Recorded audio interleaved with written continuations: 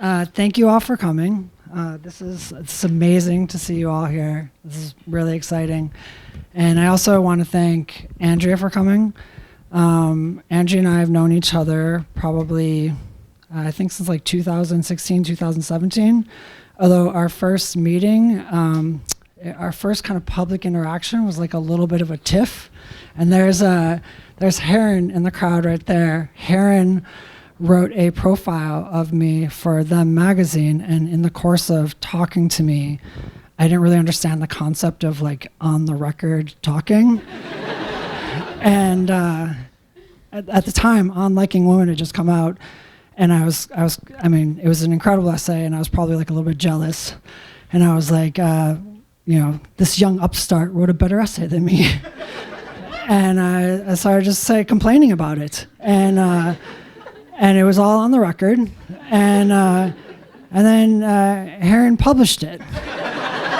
And not only did she publish it, but being a good reporter, she called Andrea and was like, this is what Tori said about you. What do you think about that? And Andrea responded very eloquently and I think correctly. And by the way, the piece ended with Andrea's quote, basically being like, here's why Tori's wrong, and then was just like out. And I really stewed about this. I was like, I don't know who this Andrea thinks she is to talk back to me. I have self-published one novella.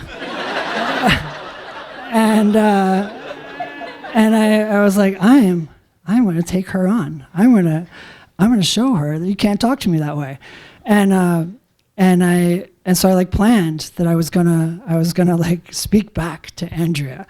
And then I think this was a period of my life where I was like having a breakup, and so I got distracted, and I was like, pretty soon I'm going to show Andrea. and then like slowly, Andrea started writing more and more pieces, and I was like, well, those are pretty good pieces. And then soon she was like taking on like the best like writers in the world. And in fact, won a Pulitzer for like how incisive and also kind of brilliant a lot of her one-liners were. And I was like, oh my God, thank God I got distracted. I'm so glad I got broken up with, because it would be like, I had no idea what I was walking into. I was like, I'm just going to start a gunfight with Andrea Longshoe, and I think it's going to go well for me. But I thought we'd start out, because I've always been curious what would have happened had I actually taken on Andrea Longshoe. So I was thinking, like, we should start out, like, maybe just show me a little bit of what you got. Like, just roast me for a bit, show me what I was missing. Just roast you? Yeah, just lay into me. I'm here. I'm challenging you. Heron, is this on the record? I mean, I don't want to roast you. You clearly have that big presentation in the morning.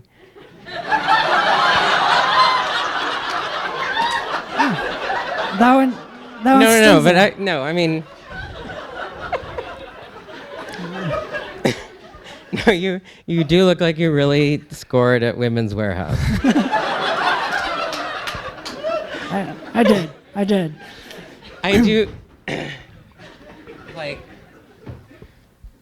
I do want to know, like, if you're here, who is working security at Dylan Mulvaney's book launch?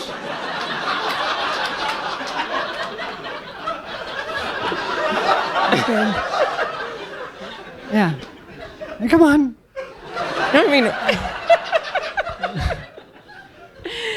I mean, oh my God. I could take it.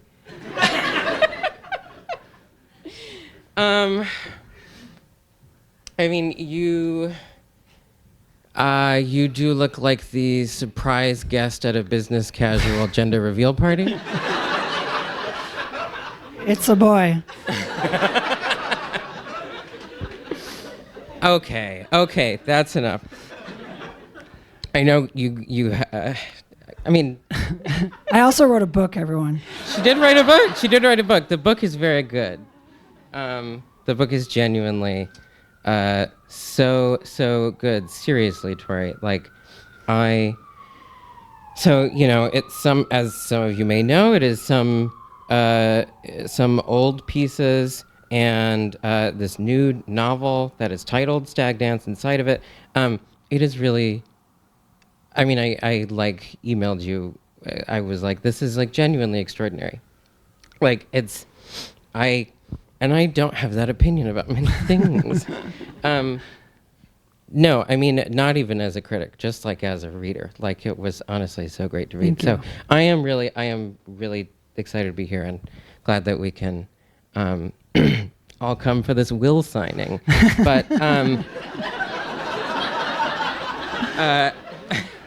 this is why I'm so happy it was a review of my suit and not my book. Well, look, let's talk about the book though, because a lot of questions that I have written down in my advanced copy, which it turns out we learned is not nearly as pink as the final copy. Yeah, they Look at added that. This is extra red. pink. I don't know what that means, but it's like one extra ink that is more than the normal amount of inks. Anyway. So in my copy, I have all these questions about sort of time and temporality and whatever, but to ask the sort of most surface version of that, as I say, there is new stuff, there's old stuff. I'm just sort of wondering how you feel about how that all came together and what it's like having material that is actually pre-detransition, just transition, I guess, pre-detransition baby material sitting alongside the new stuff. Both of these I think are sort of both the stuff that came before Detransition Baby and everything that came after Detransition Baby in the book are really influenced in some ways. They look the way they do sort of because of Detransition Baby. The first collection in this is the first piece in the collection is called Infect Your Friends and Loved Ones, which is something I published. I self-published it in 2015, and it was a little funny to go back to it because the energy at the time was a sort of punk energy. It was kind of the publishing industry is not going to publish my work. I don't care. I'm gonna self-publish, and the idea was to write novellas because a novella takes a lot less time to write than a novel, and that lots of other trans women could write novellas with me and we could circulate them amongst each other. And so the original publication was full of typos. There were sentences that didn't totally work. And at the time I was I want that. I actually want people to pick up this book and basically say you don't need an immaculate page in order to move readers. You just need the energy. And so it was funny to look at it now and basically be actually the energy, I thought when I said I would publish this book that I was going to rewrite Infect Your Friends and Loved Ones, and I was going to update it and all this sort of stuff.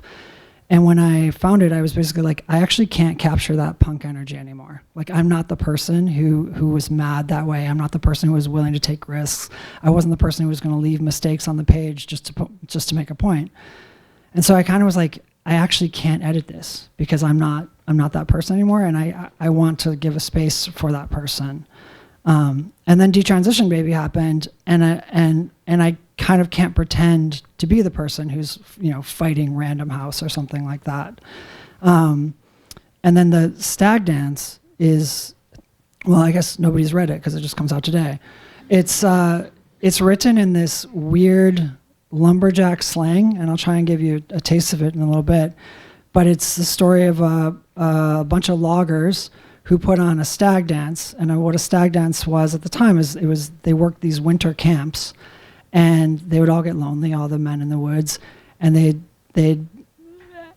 when they got lonely, they'd put on a dance, and some of the men would dance as women. And the way that they would do that is they would cut out a little brown fabric triangle, and they'd paste the triangle upside down over their crotch, and you can do the symbols yourself, I think, for what this is. And then anyone who showed up with that triangle played the role of a woman and danced with all of the other men in these isolated camps in the West. And they actually did this, in soldiers did it, railroad workers did it, miners did it. It was fairly common in the West. So I wrote that, but in some ways that was a reaction to Detransition Baby, where I was like, there was so much expectation, like you wrote this like comedy of manners, how are you gonna follow it up? And there was so much pressure that I was like, you know what no one wants is a logger dance discussing the various ways to cut down a tree. And in a weird way, that like totally freed me. Like I could say whatever I wanted. I got to like kind of reinvent a lot of what I was feeling in the logger language.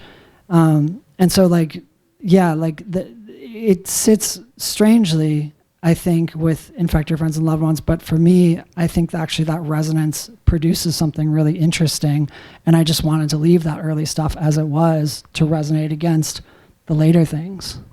Yeah, I mean, I completely agree that they work together, and that a lot of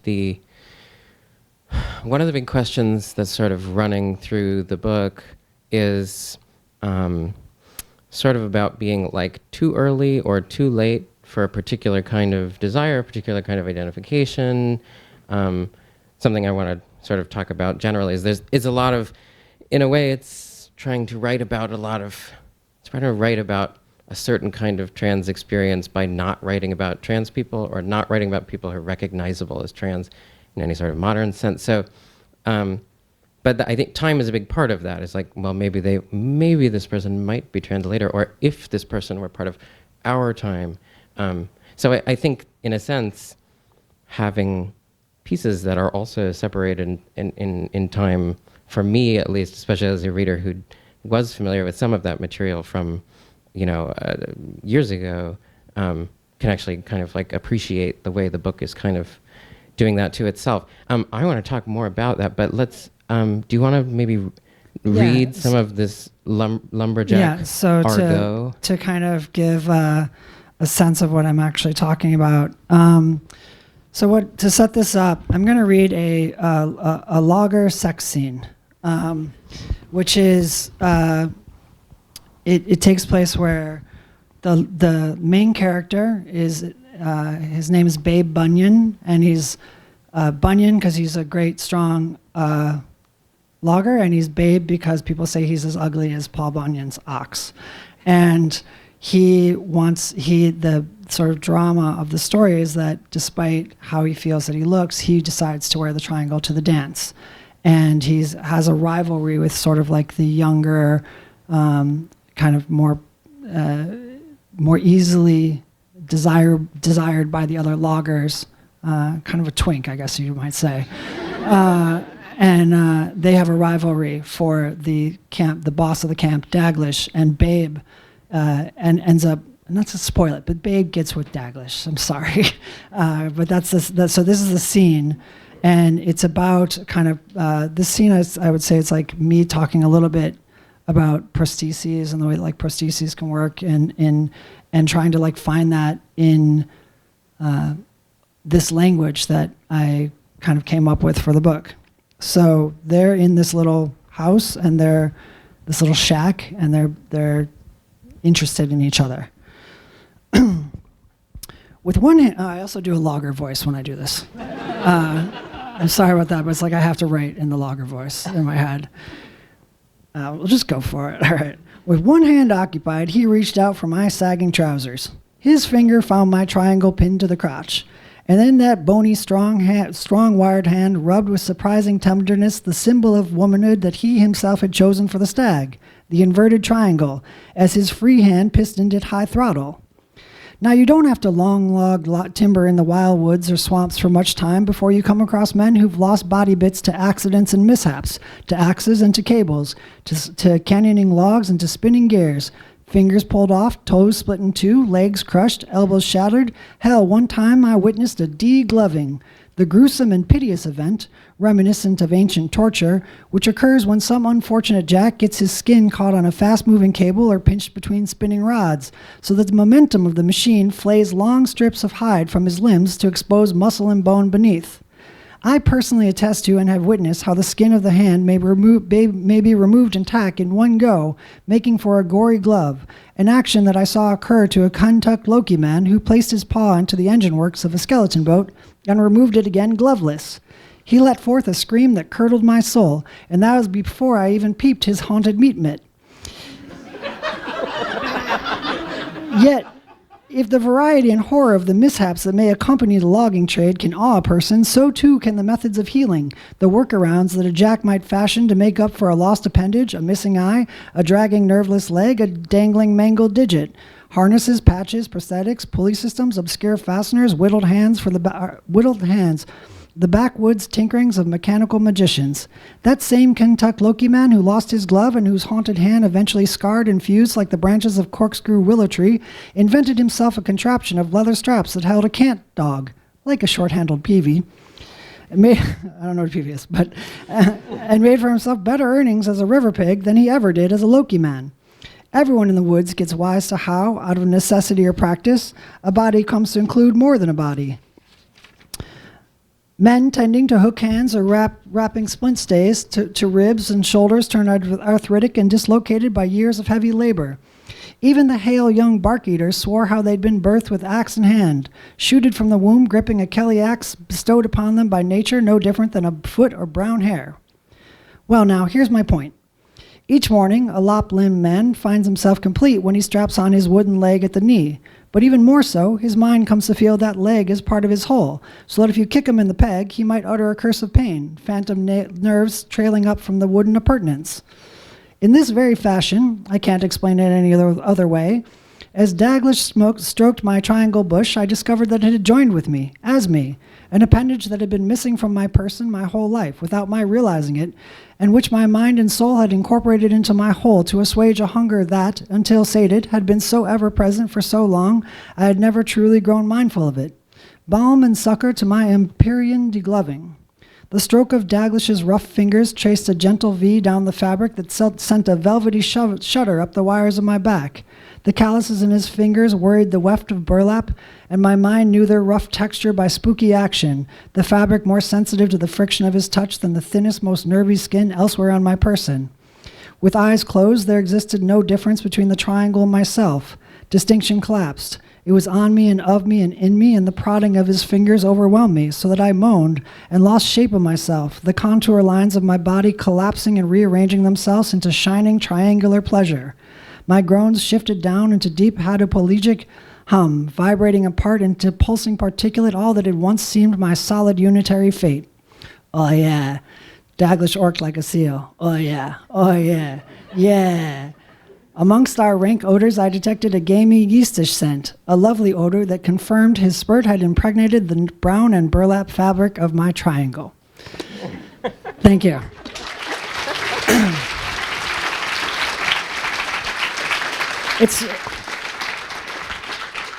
So there's that one, and there's one that's narrated by like a soccer playing bro, and each one's a different first person kind of narration. There's many things I could ask you about that, but one is, I find that actually, it was like, it's a deeply moving part of the book, the bit that you're reading, and there's that the voice that comes through, the Babe Bunyan voice is,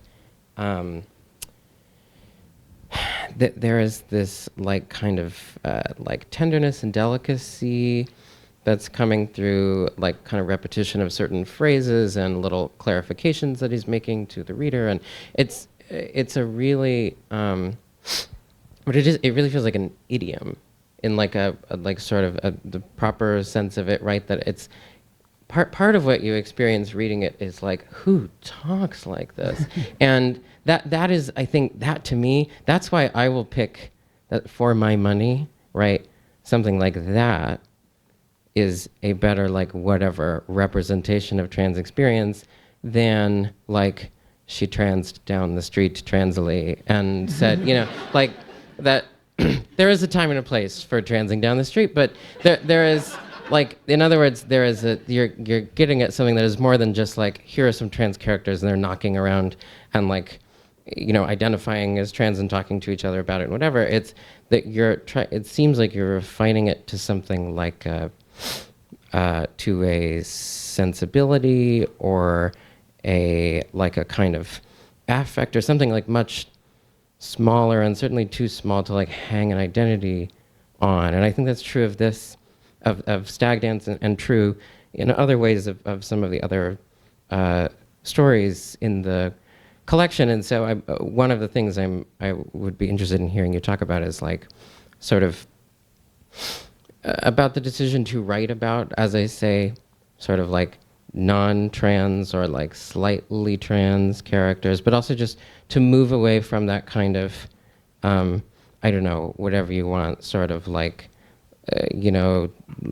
realist idiom, and into these sort of like strange kind of genre places where it's more about actually like little bits of language and feeling instead of like being trans. Yeah, I mean, thank you for that. I mean, part of it for me was with the language, that it was so unfamiliar. I mean, there was first kind of this work of finding the syntax of it, and then slowly the slang. I found this like dictionary of logger slang from 1941 that was actually compiled by the children of loggers. And then, so like words like, egg is like a cackleberry, or like I like chewing tobacco is like Scandinavian dynamite. And that was like, I just was so fun to say, like Scandinavian dynamite. and it was so like chewy, these words. I was like, I just want to write with these weird words. And that in a lot of ways, like trying to write about the feelings that I have in these words made the feelings new to me. I was talking with Emily Gould the other day about like what felt new to me about it, so that like a phrase like gender dysphoria, when I say it now, it feels like so overdetermined. It's like just like it clunks, to say gender dysphoria, and basically like, well, I don't get to say that word, and so what is it? And then the Babe Bunyan said like, mirrors do not befriend me. And I was like, that is how it feels. And I would never have said that if I was not pretending to be like a logger to myself. And then slowly, like the idiom kind of like became more and more kind of my own. Like about 30, I would say like 70% of the words in here come from the Logger Dictionary. And then I was just thinking about like the kind of genre that I was working in, and like the references, like Moby Dick or whatever, like people just doing weird language. And I was like, they actually just make up all sorts of stuff. And I also am just going to make up what I want. And that whole thing kind of freed me to approach a lot of, sorry about the sirens, approach a lot of this stuff in a new way. Similarly, I think, I'll just say one more thing, like, I'm very interested in having my characters not know things, that partly through time, Babe Bunyan can't know anything, but also, for instance, the second story is a story called The Chaser that takes place at a boarding school. And in that story, there's a kind of soccer playing like bro type who starts hooking up with his roommate, who's femme. And neither one of them know exactly what's going on. And like, if you know me as an author and kind of like the world in which I travel, you'd probably say, all right, this Robbie character is probably a pre-transition trans girl.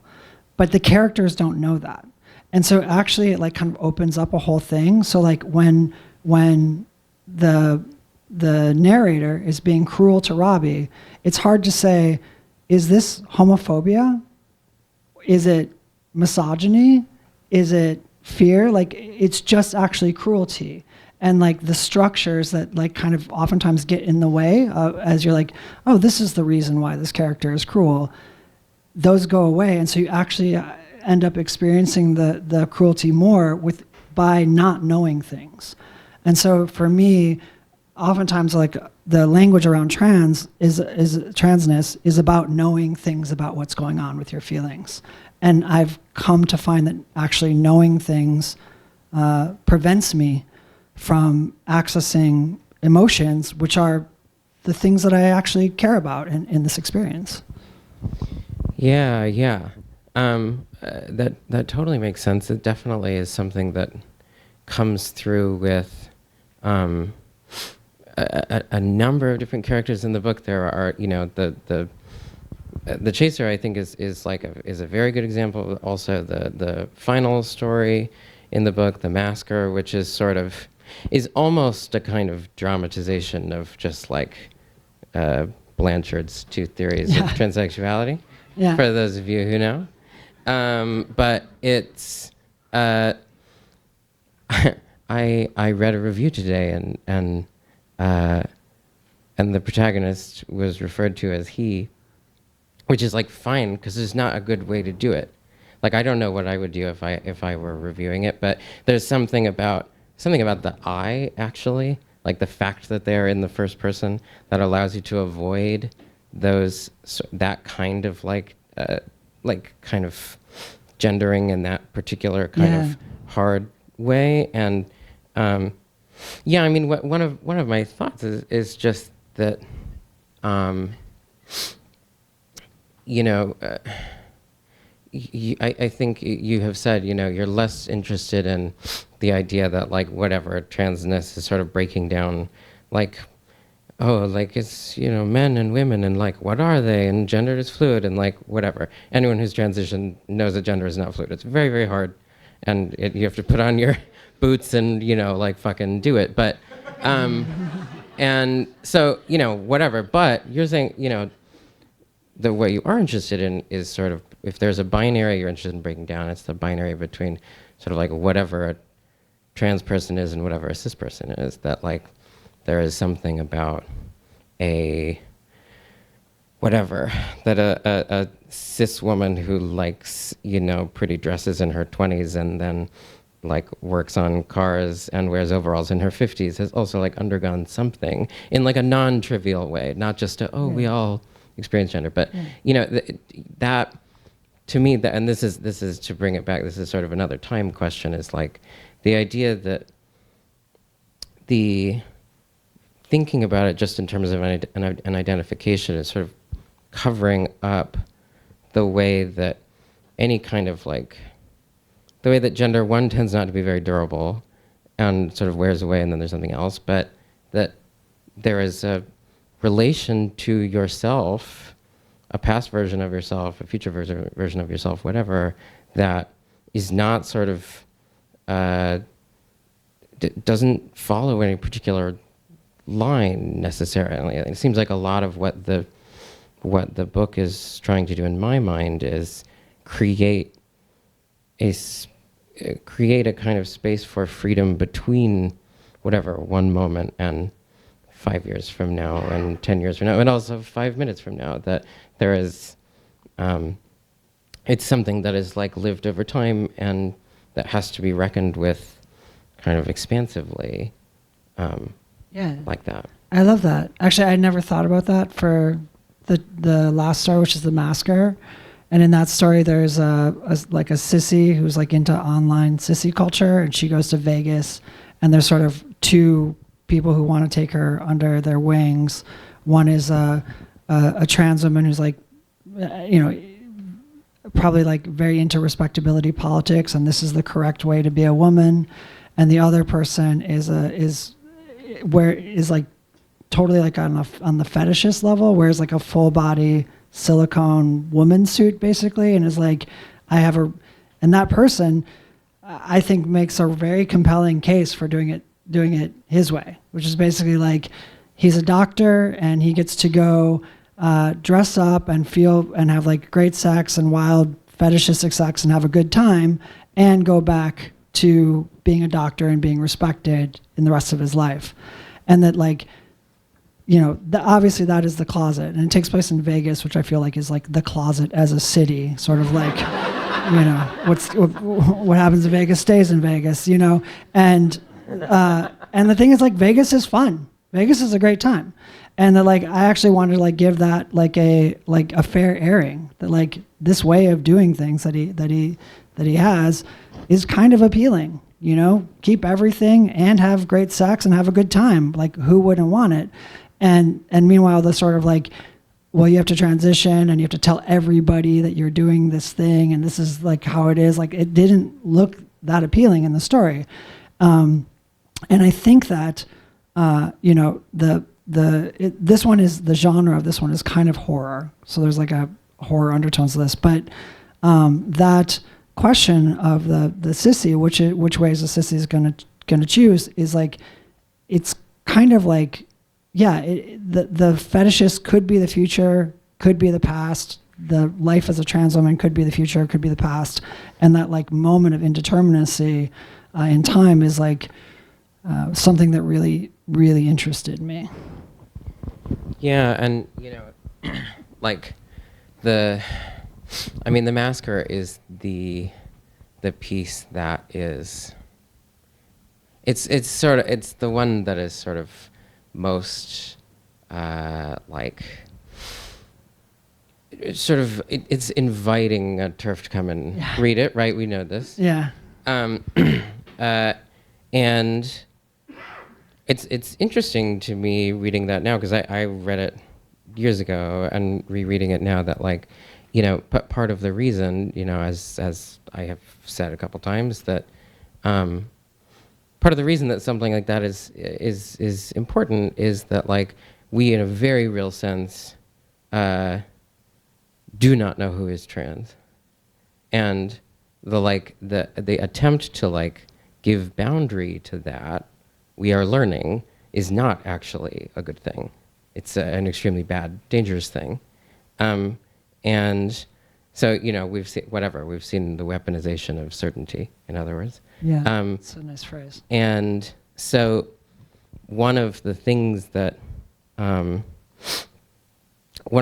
think about reading your work is well, if we don't know, right? If we don't know actually in advance who is trans, then what sort of the kind of community question becomes, which some characters in the book, it's in a way it's posed more explicitly in Detransition Baby. It does come up in, I think, Infect Your Friends and Loved Ones, in the most sort of thematic way, but in general, there's always these questions of that Babe Bunyan is looking at the twink and is are you me? Do you think you are me? Are we together? Is this that there's that still that desire for recognition or fear of recognition in the chaser. I think it's very much fear of recognition.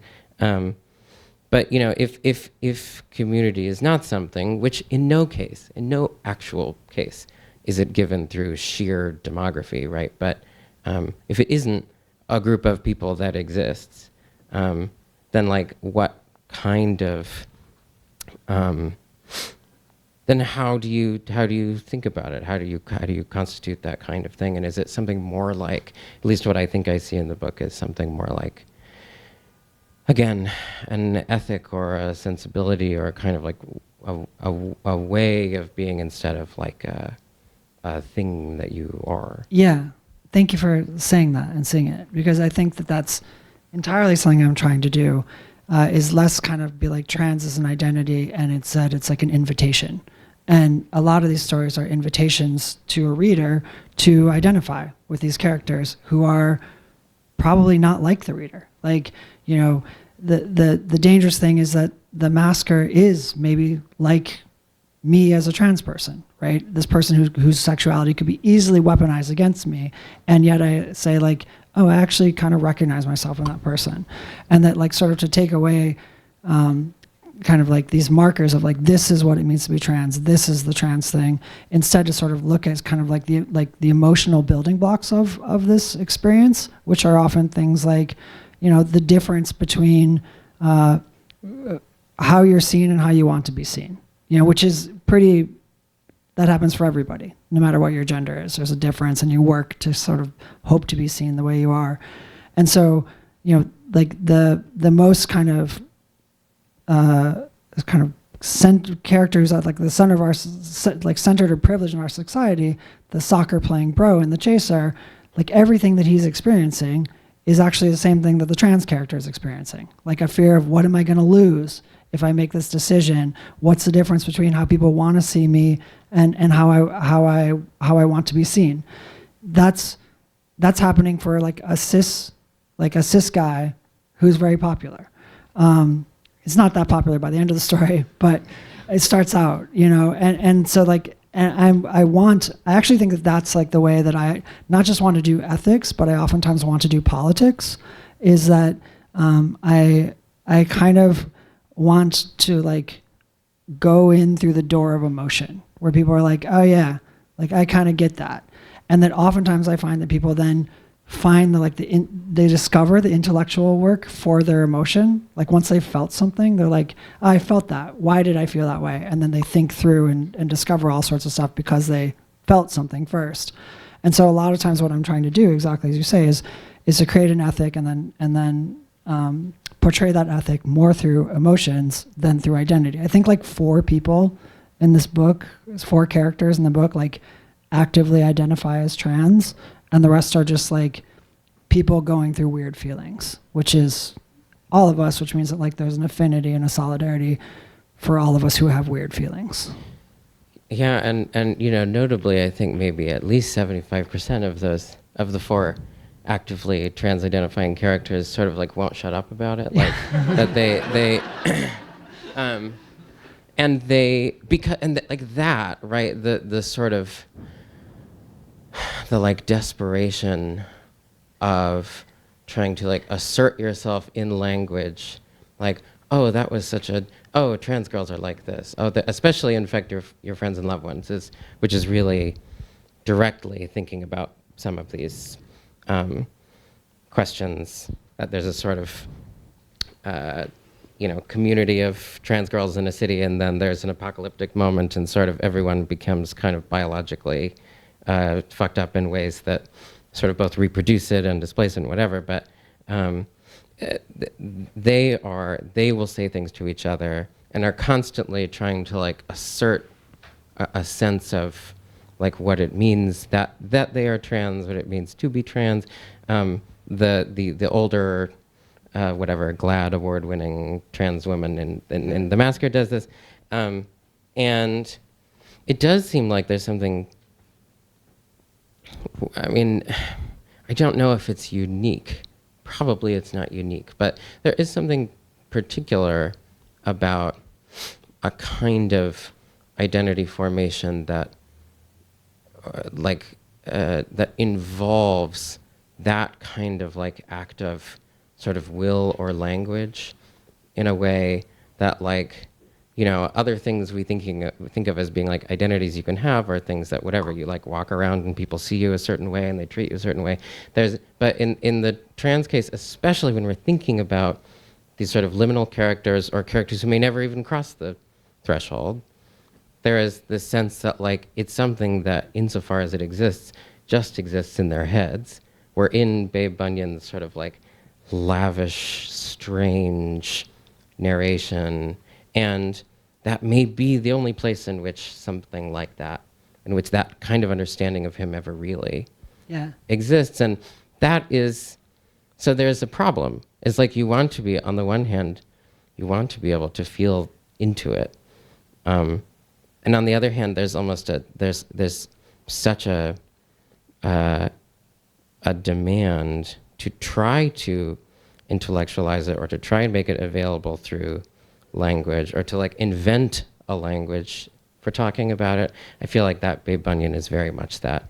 Yeah. Even the making up of the slang is like making something up. And so there's not a, I have no idea what the resolution between these things are, but there is a particular kind of problem that is faced in the trans case in that there is an act of asserting consciousness that is part of what the thing actually is. Yeah, and I think that like that's a lot of actually what I was doing in Stag Dance, the main story, is that you have kind of a creation of an identity, and that like, I don't know, I kind of feel like a lot of the party line about trans stuff is like you declare yourself a thing, you come up with the language for it, and then you are that thing. But in fact, what Babe Bunyan runs into, and it was something that like I felt very free to do in logger slang, which it felt more fraught to do in like, I don't know, now contemporary things, is that actually declaring one's gender ends up being a negotiation with all these people around you, and that because it's a negotiation with all these people around you, it's not the same for every single person. and that, you know, depending on like how much money you have, you know, the body you're born with, like how you were raised, like one person's transition may be much easier, and that like even that declaration of, hey, I'm trans, might be felicitous. You know, people might be like, oh yes, that's what it is, and for somebody else it might be very infelicitous, and that's unfair. And I think the idea that language is all that you need to do this, it actually produces a lot of misery for people, because if the idea is you declare that you're trans and everybody goes, yeah, that's great, you're trans, and then you walk through life and people give you a hard time, then you say, well, I did it, I have the language, I have this thing, and yet I am suffering all the time with the way that I'm constantly rejected. And so, you know, and I think that is unfair, and I think it's like really hard to talk about, because it produces jealousies and it produces rivalries even within the trans community, that transitions actually aren't equal. And that's not something that I felt like I could talk about in a contemporary sort of story, but I could create a mythic lumberjack who can talk about that kind of stuff, and be frustrated and feel that unfairness. And for me, that is like the piece that is the fact that you're constantly negotiating with people who aren't negotiating on the same terms or language is one of the most frustrating things, you know, about my experience, but I think actually the experience of anybody going through the world trying to declare who they are. Yeah. I do want to say on the topic of negotiation that I hope that your scheming ex-husband does not see a single red cent of your inheritance. But I think we are going to questions now. Do you feel any specific challenges writing trans fiction in 2025 or going forward? Yeah, I mean,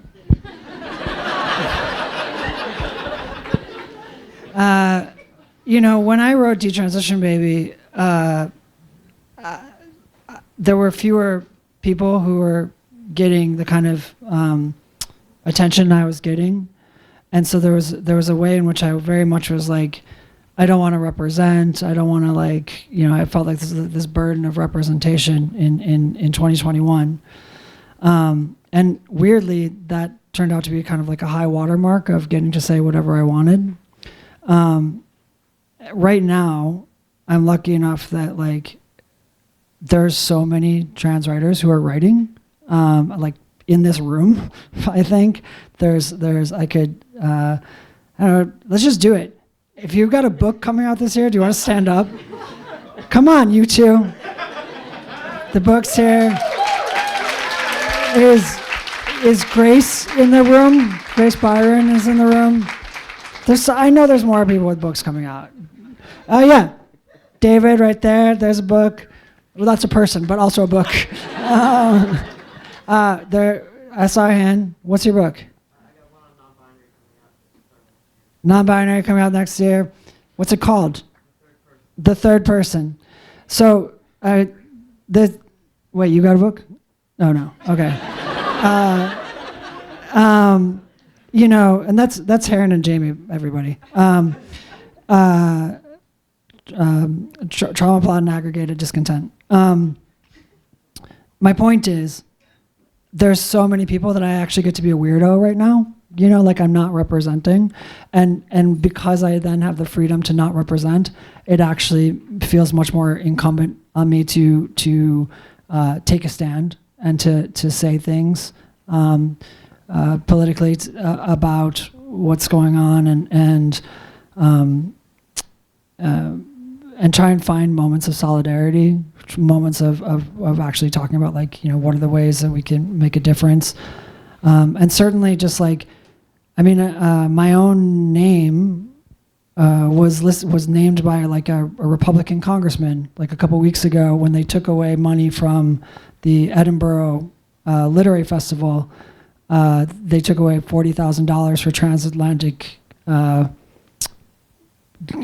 writers across the Scottish writers coming here and American writers going over there, because they found my name on a list and therefore said that this money was promoting gender ideology. So obviously, like, just my very existence is going to cost festivals their money, and I have to be aware of that.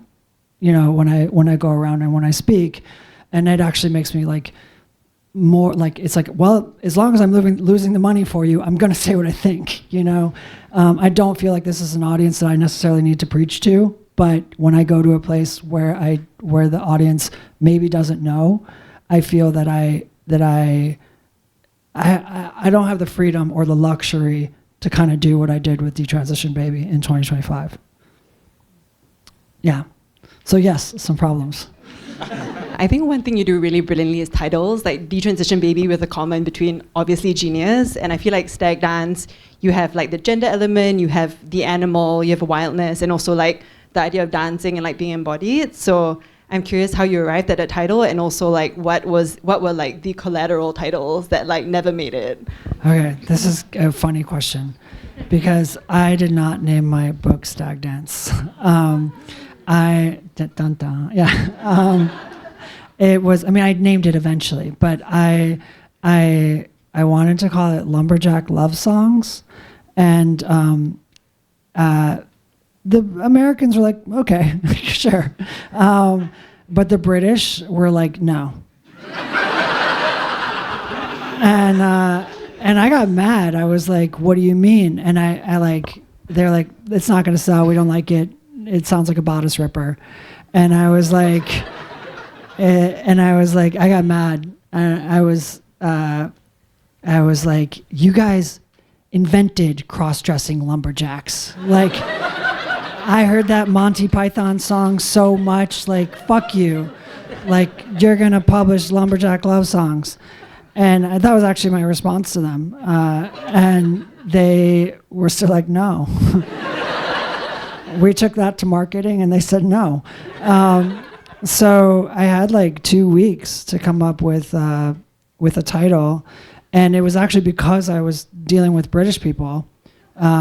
It sounds so sorry to any British people in the room. I was like, they talk about their bachelor parties are stag and hen parties, and like, the idea of like going stag to something, which is not really something I ever say, but I was like talking to them and I was saying, oh, Stag Dance is in the book, and it's actually got all these gendered meanings. And so I decided on the title, like, in the 2 weeks between my title getting rejected and that title happening. And I'm actually very, very grateful to the British people. It's a way better title. And now you're dressed like the teacher chaperone at the Stag. And we're out.